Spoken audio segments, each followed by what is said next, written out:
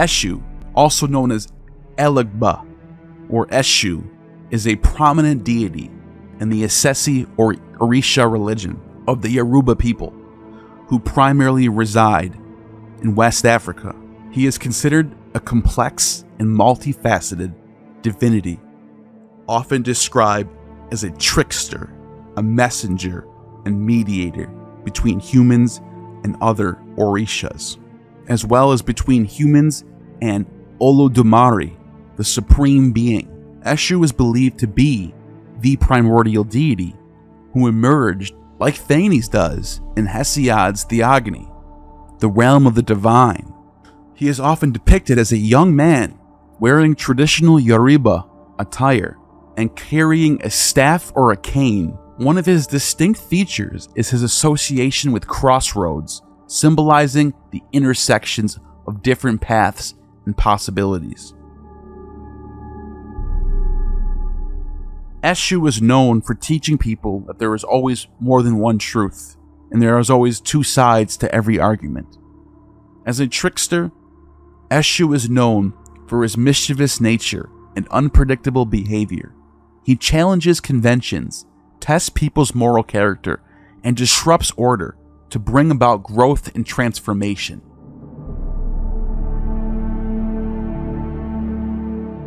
Eshu's trickery is not inherently malicious, but serves as a means of teaching important lessons and encouraging individuals to make ethical choices.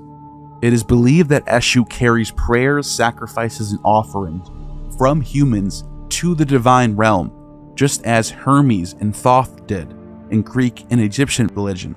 He acts as a bridge between the physical and spiritual realms, an angel, if you will, a messenger, like Mithras, facilitating communication and interaction between the two sides.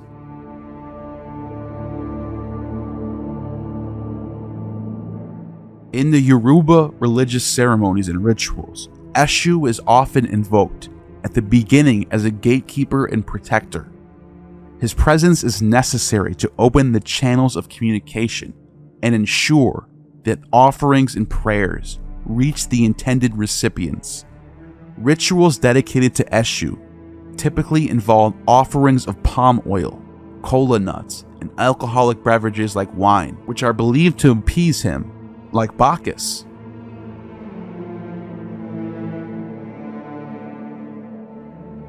He's often translated by the Islamic critics as the devil or the evil being, but in truth, he is neither of these. He is best referred to as the trickster, as he deals a hand of misfortune to those that do not offer tribute or are deemed to be spiritual novices. He's also regarded as the divine messenger, prime negotiator between negative and positive forces, and the body and an enforcer of the law of being.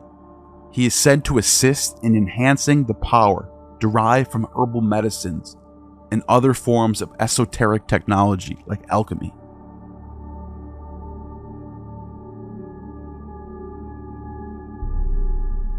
The Yoruba people believe that Eshu, along with other Orishas and divinities, have been present since the beginning of time and continue to exist in the spiritual realm. Their existence is not limited by human conceptions of time, as they are timeless and transcend the temporal world.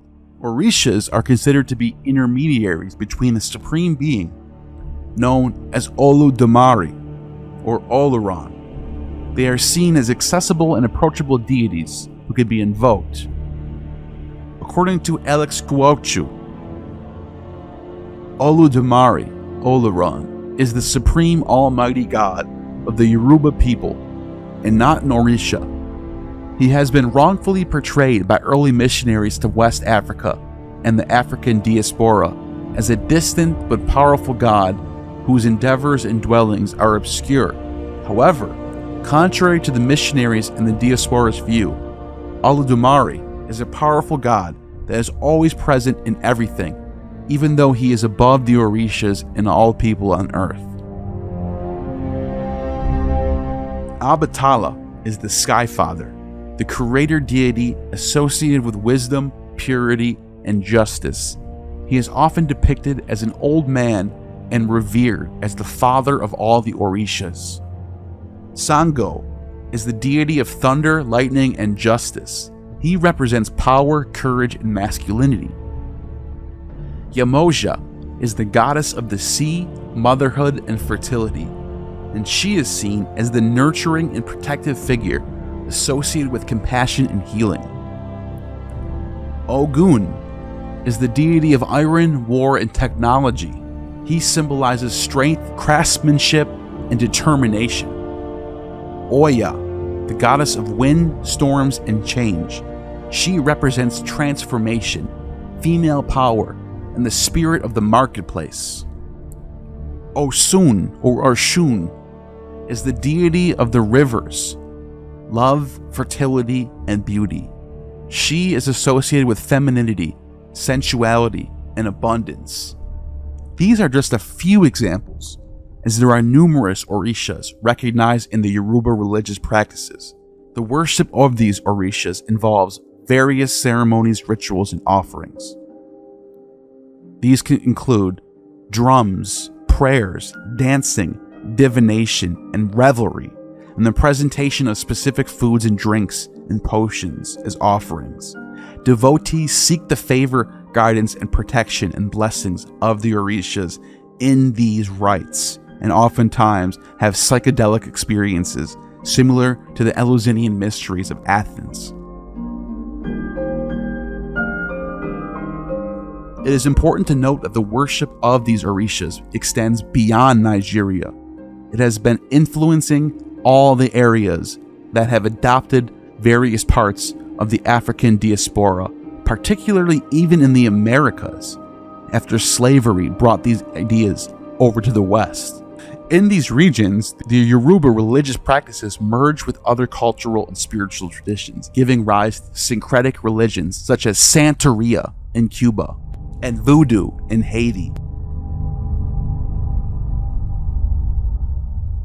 These traditions, even including Eshu as the divine trickster, date back to before 1000 BCE, before the collapse of the Bronze Age, and they had a continuous tradition.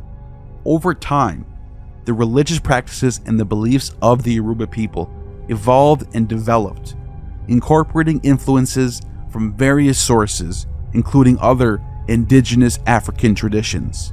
While the transatlantic slave trade and forced migration of Africans to the Americas, Yoruba religious traditions and the worships of Orishas spread to various parts of the African diaspora, particularly Cuba, Brazil, and Haiti, and also Trinidad and Tobago and other Caribbean and Latin American countries. One of the main practices that evolved from this trade is voodoo. The origins of voodoo, also known as Vodou, in Africa, can be traced back for thousands of years. It emerged as a syncretic religion that developed through the blending of various indigenous African beliefs, with influences of Christianity and other external factors. Voodoo has its roots in Western Africa, particularly in the regions that are now present-day Benin, Togo, and Nigeria. The voodoo doll commonly refers to an effigy that is typically used for the insertion of pins. Such practices are found in various forms of magical traditions of the ancient Africans.